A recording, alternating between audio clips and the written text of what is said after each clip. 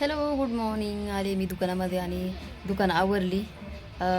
झाडून मारलं आहे. पाणी पाणी शिपले बाहेर, कारण पाणी शिपल्याशिवाय दुकानाला शोभाच येत नाही. आणि का नाही, जर मलाच नाही व्यवस्थित वाटत. त्याच्यामुळे मी 11 वाजता 10 वाजता आले तरी दुकानाच्या समोर पाणी मारल्याशिवाय राहत नाही.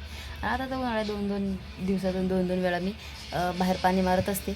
आणि कालचा पसारा तुम्हाला म्हटलं होतं ना मी, काल तर मला दिसत असेल, इथून इथपर्यंत झाडून घेतलं. आणि हे पलीकडचं तसंच ठेवलं मी, कारण काय नाही, मला लगेच स्टिचिंगसाठी बसायचं आहे. आणि आज शनिवारी लाईट जाते ना, त्याच्यामुळे मग मी असं ठरवलं की काय आज आल्यालाच ब्लाऊज स्टिचिंग करते आणि ते मला द्यायचंच आहे.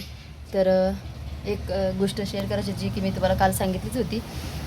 म्हणजे काय असतं माहिती आहे का, ब्लाऊज टाकायला आल्यावर म्हणजे हजबंड वाईफ येतात आणि जे लेडीज आहे ना, लेडीज ब्लाऊज कसा शिवायचा आहे काय हे सांगत नाही.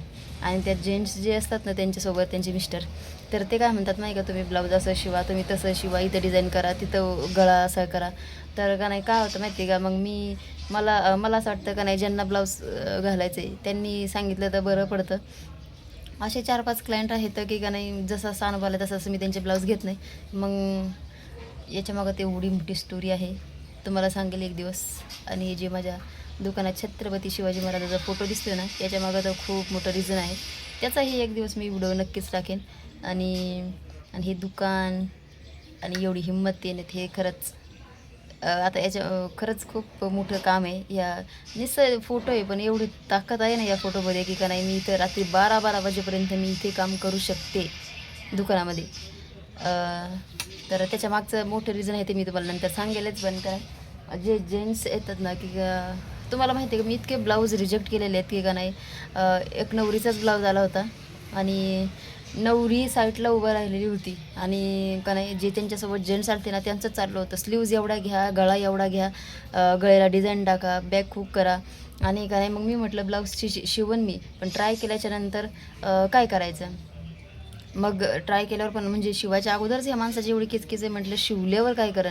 शक्यतो मी तर कधी माझे क्लायंट असे नाहीत बरं का, पण जे जेंट्स असतात ना सोबत येतात ना, तेव्हाच मला. आणि तुम्हाला माहिती आहे का, स्पेशली मराठी माणूस, तुम्हाला माहिती आहे का, स्पेशली मराठी माणूस जेव्हा ते म्हणजे कोणी बी असू या, पण का नाही, जो माणूस कधीच आतमध्ये येऊ शकत नाही लेडीजच्या दुकानामध्ये, हे काय 100% मी गॅरंटी देते. आणि आत्तापर्यंत 4 वर्षाचा अनुभव आहे. जे नवरा बायको येतात ना, तर त्यांची मिसेस आतमध्ये येणार आणि ते बाहेर राहणार. पण आम्ही असा अनुभव घेतलेला आहे की का नाही, जे माझ्याकडे क्लायंट होते, आता तुम्ही समजून जावा. तर का नाही, त्यांची मिसेस आतमध्ये ड्रेस ट्राय करत होत्या. तर त्यांचं असं म्हणणं होतं की नाही, मी पण इथंच थांबणार. तर का नाही, मग म्हटलं तुम्ही इथं थांबणार तर मी बाहेर जाते. हा, हो की नाही. आता कारण ज्यांना ड्रेस ट्राय करायचा त्यांना तर ओके बसला ड्रेस, पण तरीही पुन्हा ते तसंच म्हटले. तर तेव्हापासून मी त्यांचे गिराईक कुणी असो, अदरवाईज म्हणजे का नाही, येऊ द्या, मी त्यांचे क्लायंट अजिबात घेत नाहीत. आता तुम्ही ते समजून जावा कोण असेल ते. पण काय, मी त्यांचे अजिबात घेत नाही. आणि माझे बाकीचे क्लायंट इतके चांगले आहेत सगळे, जेवढे या 4 वर्षात मी जोडलेत ना, ते सगळे एवढे ॲडजस्टमेंट करतात आणि सगळे चांगले बोलतात. पण हे 4-5 कस्टमर असे असतात, भेटतात आपल्याला वर्षातून 6 महिन्यातून एखाद्या वेळेस. पण काय असतं, अनुभव मोठा असला ना, तर त्याचं एक असं मोठं रिझन होतं. तेव्हा माझ्या दुकानामध्ये छत्रपती शिवाजी महाराजाचा फोटो नव्हता आणि तेव्हा एवढे रील्स बनवत नव्हते मी, अशा थोड्याफार. आणि जेव्हा फोटो लावला ना, तेव्हा मला असं भीती वाटत होती का नाही, मला कुणी ओरडतं की काय फोटो लावला म्हणून. तसं काही नाही झालं. पण जेव्हा मी रील्स पोस्ट करायला लागले, मग तेव्हा आवडायला लागल्या. जे फॉलोअर्स होते ना, त्यांनी म्हणजे चांगल्या कमेंट केल्या, फोटो बघून छान वाटलं. तेव्हा माझा थोडासा कॉन्फिडन्स नाही का, म्हणजे थोडंसं बरं वाटलं.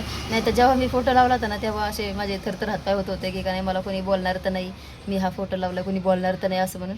पण का नाही, ह्या फोटोमध्ये जेवढी ताकद आहे ना, तर का नाही, मी इथं 12 वाजेपर्यंत इथं मी दुकान उघडी ठेवून काम करू शकते, एवढी तर आहे. कारण काय ना, जो माणूस आहे इतकं रिस्पेक्टफुल दुकानामध्ये आपल्या येतात. आणि असे थोडेफार कस्टमर असतात जे की जेव्हा माझ्या या जी माझी मशीन आहे ना, याच्यावर जे ते मला सांगितलं, मी ते जेंट्स होते ते म्हटले की का नाही, मी पण इथंच थांबतो. तर तेव्हा मी इथं बसले होते दुकानापाशी, या मशीनपाशी. तेव्हा माझ्या मशीनवर येऊन असं 2 वेळा मोठ्याने हात हाणला मशीनवरती. तर तेव्हा मला अशी बाहेर काम करायची सवय नव्हती, नवीनच होतं, दीड वर्ष झालं असेल तेव्हा. तर माझे असे हातपाय असे थरथर करत होते ना की का नाही, कोणाला बोलवान काय. आणि का नाही, भरपूर लोक होते, पण मी आरडू नव्हते शकत ना आणि बोलू नव्हते शकत. तर त्या मिसेस होत्या, त्यांच्या पण त्यांना पण सांगितलं, तर त्या म्हणल्या की जाऊ द्या. पण का नाही, मला असा एवढा राग आलता ना, त्याच्यानंतर मग मी ही मूर्ती आणली होती, छत्रपती शिवाजी महाराजाची मूर्ती आणली, की माझं असं म्हणणं होतं की जो काही येईन त्यांचं काही काम असू द्या, 50-100 रुपयाचं काम असू द्या, मी रिस्पेक्ट मी देईन, पण त्यांनी बी माझ्या दुकानामध्ये रिस्पेक्टफुलच यायला पाहिजे. चुकलं तर मला सांगितलं तर ठीक आहे, जर चुकून पण माझ्याच्याने होत नसेल तर मी ते भरून द्यायला पण तयार आहे. पण एक समोरच्याला आदर सन्मान जो आपण पुढचा जर तुम्हाला येतं तर तुमचं पण काम बनतं की काय तुम्ही पण त्याला द्यायचं, हो की नाही? काय म्हणतात त्याचं मत काय मला नक्की सांगा.